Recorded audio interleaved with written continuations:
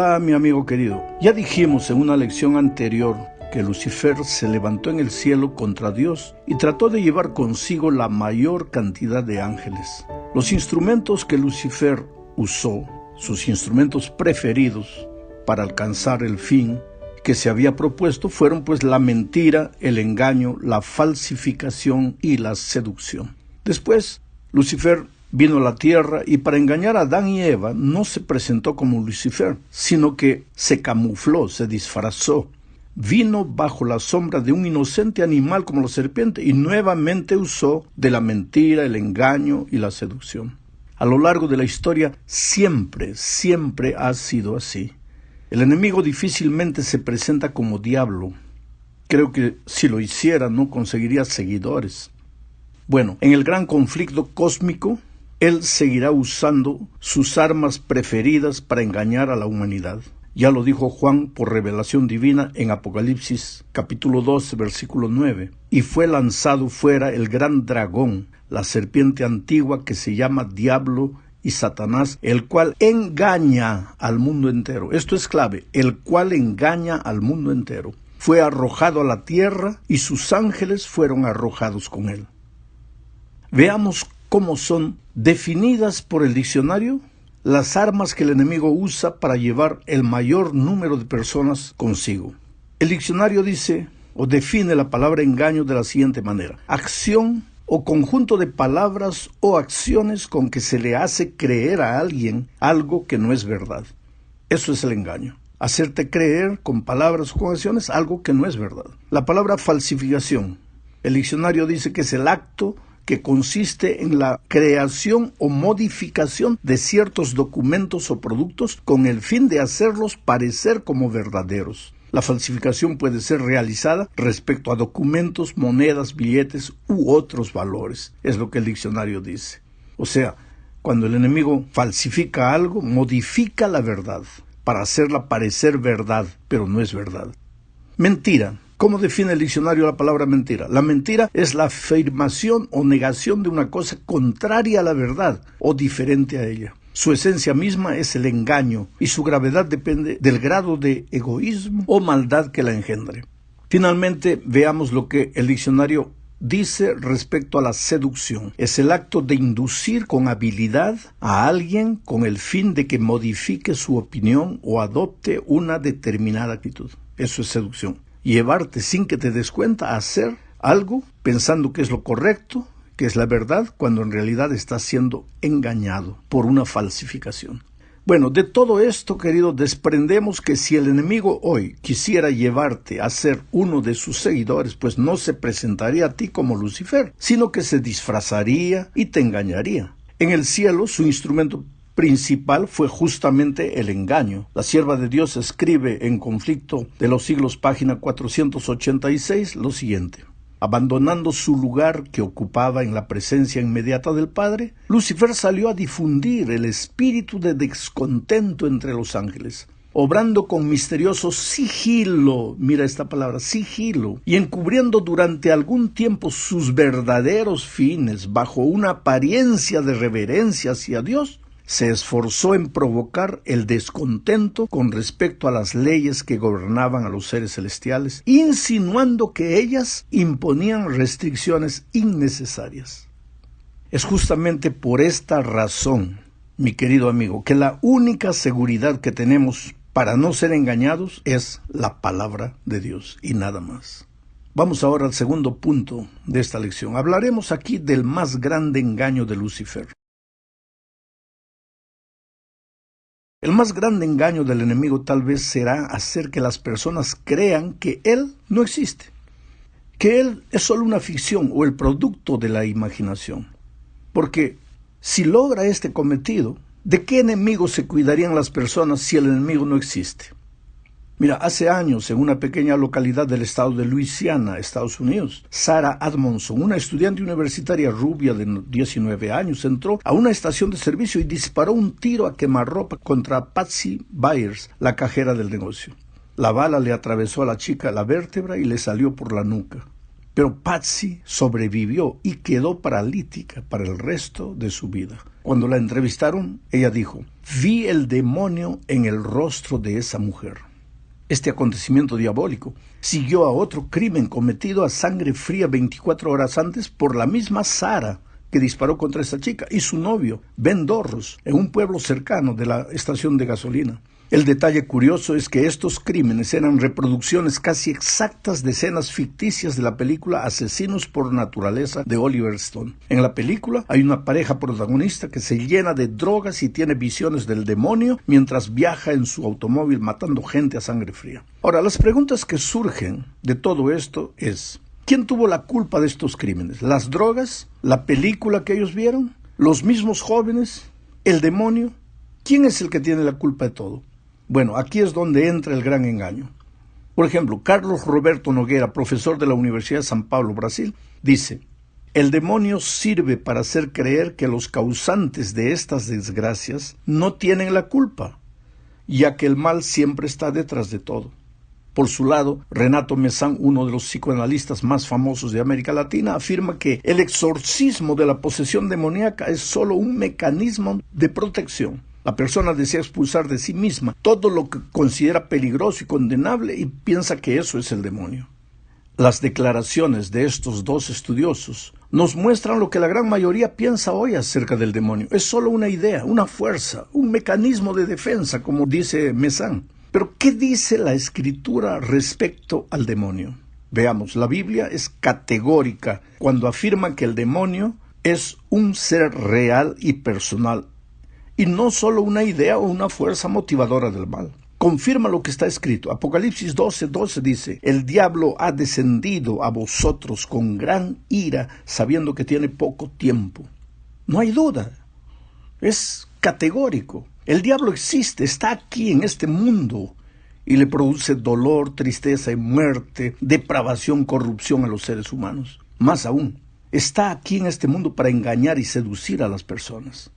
Pero no se va a presentar como demonio, no se va a presentar como diablo, va a tratar de engañar a los seres humanos para llevarlos a sus filas. Vamos entonces a la tercera parte de este estudio. Hablaremos aquí de dos grandes mentiras que Lucifer usará en nuestros días. Esas dos mentiras que engañarán a mucha gente son la inmortalidad del alma y la supuesta santidad del domingo en sustitución al sábado descrito en la palabra de Dios. Veamos primero el asunto de la inmortalidad del alma. Allá en el jardín del Edén, Dios le había dicho a Adán y Eva: no coman del árbol, porque si comieren, ciertamente morirán. Apareció el diablo y dijo: no moriréis. Eso es lo que la serpiente dijo en el jardín del Edén. Y ese mensaje, no morirás, ese mensaje en el que se funda la doctrina de la inmortalidad del alma, será uno de los poderosos instrumentos del engaño y la seducción que usará el enemigo en los tiempos finales de la historia. Tú vas a encontrar este mensaje adaptado a todos los gustos. La gente sencilla será atrapada por esas variantes del espiritismo que son la hechicería, la brujería, la macumba, como llaman los brasileros. La gente con más estudios asistirá a las sesiones tradicionales de espiritismo, estudiará la parapsicología o participará de sesiones de regresión mediante las cuales se intenta descubrir los espíritus de los muertos en vidas pasadas. Muchas de esas actividades se presentan en forma grotesca, con sangre de gallinas, chivos negros o mensajes misteriosos dejados en determinados lugares, pero otros se presentan de forma inocente, en forma de actividades filantrópicas de asistencia social, para dar la impresión de que se trata de algo que no es ofensivo, sino que es benéfico, pero por detrás está el enemigo haciendo creer, ¿qué cosa? Que el hombre no muere. Cuando muere, no muere, su espíritu sale y sigue viviendo. El hombre moderno tratará de encontrar la sabiduría en los espíritus iluminados, entre comillas, de los faraones egipcios o de los incas peruanos, de Machu Picchu. El hombre moderno en nuestros días tratará de comunicarse con seres extraterrestres o buscará sabiduría o técnicas médicas por medio de espíritus, entre comillas, de algunos famosos doctores que ya murieron. En fin, no hay límite para los esfuerzos del enemigo en su intento de diseminar el mensaje de que el alma del hombre nunca muere. Puedes ver estos mensajes todos los días por medio de las novelas y las películas que se difunden a través de la televisión, la radio, las revistas, los diarios. Puedes oír que el alma no muere también en las conversaciones de la peluquería, al correr de un lado para otro mientras llevas a cabo tus tareas, en la boca de la gente, presentadas por artistas famosos, estrellas de la televisión, destacadas, personalidades, en fin. Ahora, yo te pregunto, ¿por qué todo este esfuerzo para divulgar que el alma no muere? Porque si el alma no muere, pues querido, entonces no hay por qué preocuparse tanto con esta vida. Si hacemos bien o si hacemos mal, ¿cuál es el problema? Porque hay otras vidas. ¿Para qué sirve la salvación en Cristo o la obediencia a la palabra de Dios si disponemos de toda la eternidad para seguir evolucionando? ¿Te das cuenta? Las Escrituras enseñan claramente que solo en Cristo hay inmortalidad. Pero el enemigo enseña que la inmortalidad está en el ser humano.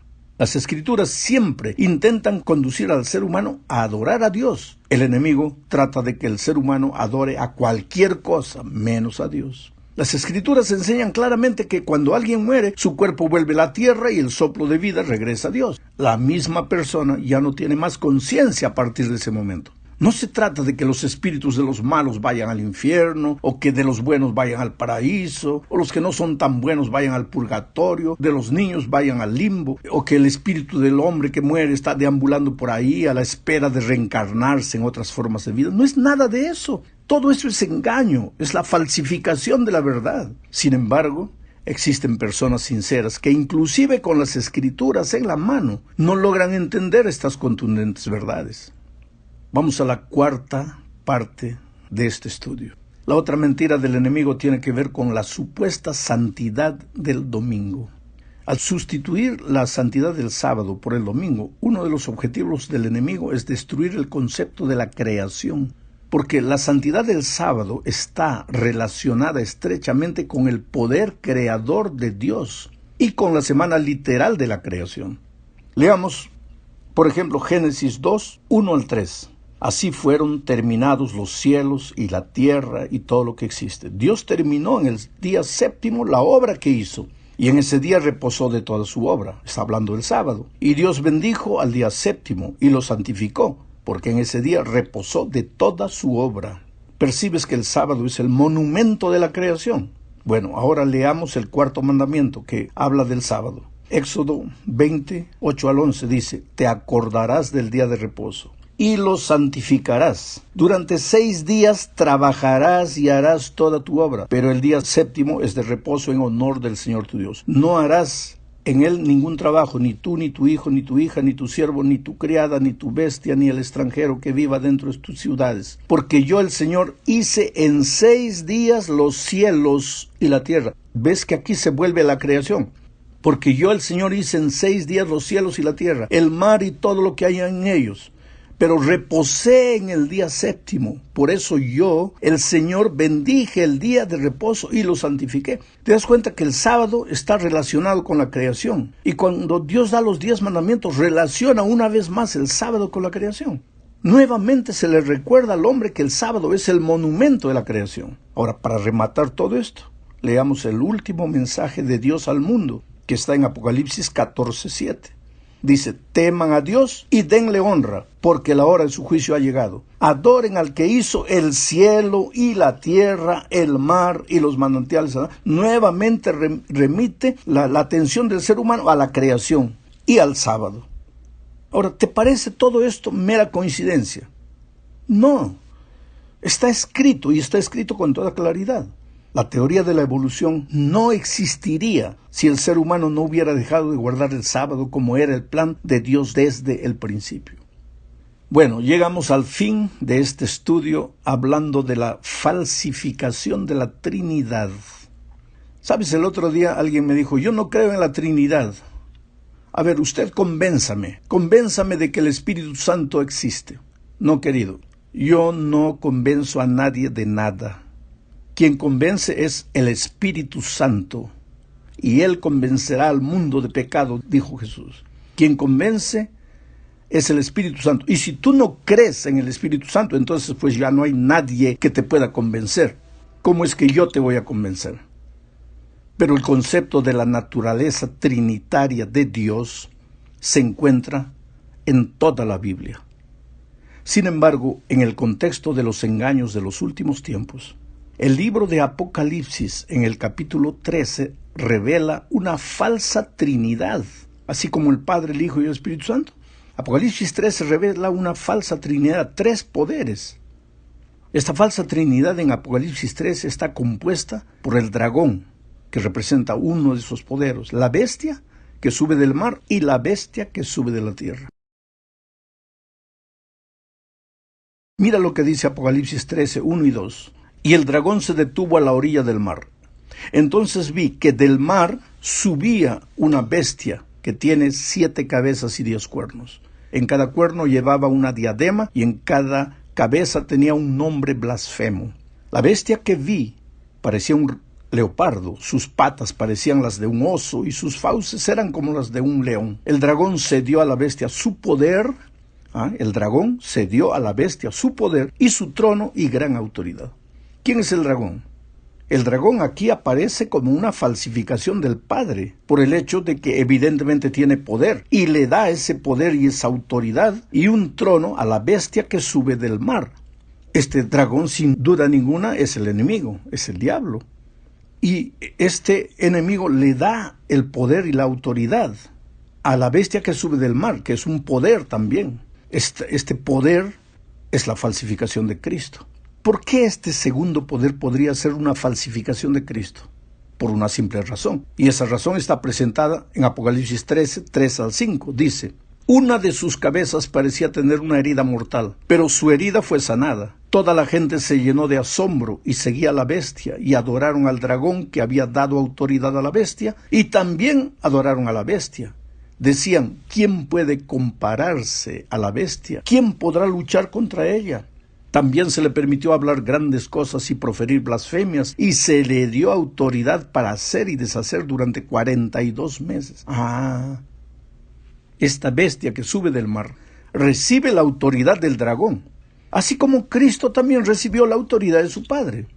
Y dijo: toda autoridad, cuando Cristo recibió la autoridad del Padre, dijo: toda autoridad me es dada en el cielo y en la tierra. Esa autoridad venía del Padre al Hijo, pero en el caso de la bestia, su autoridad viene del dragón. Esta bestia, también como en el caso de Jesús, enfrentó la muerte y después la resurrección.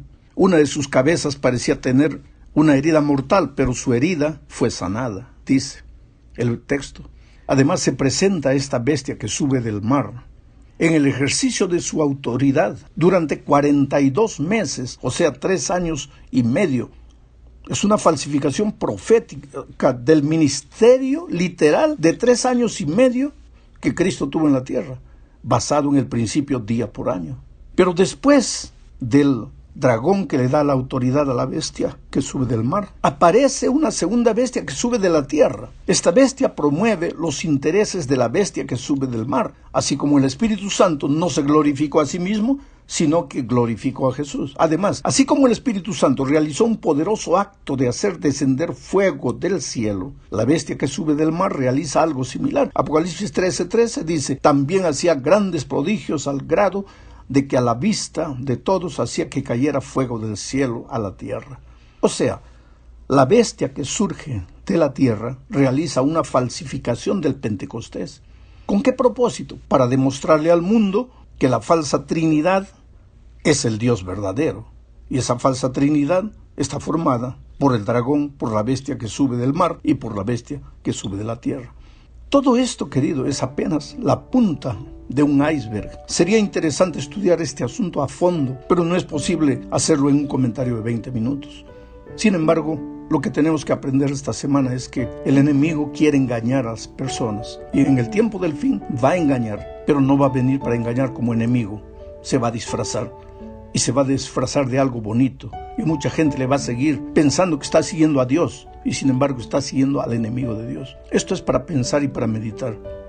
¿Y qué tiene que ver esto contigo? Tiene que ver con tu salvación, porque no podrás en el día en que Cristo venga decirle a Jesús: Señor, yo no sabía, porque Él te dejó todo revelado en su palabra. Que Dios te bendiga.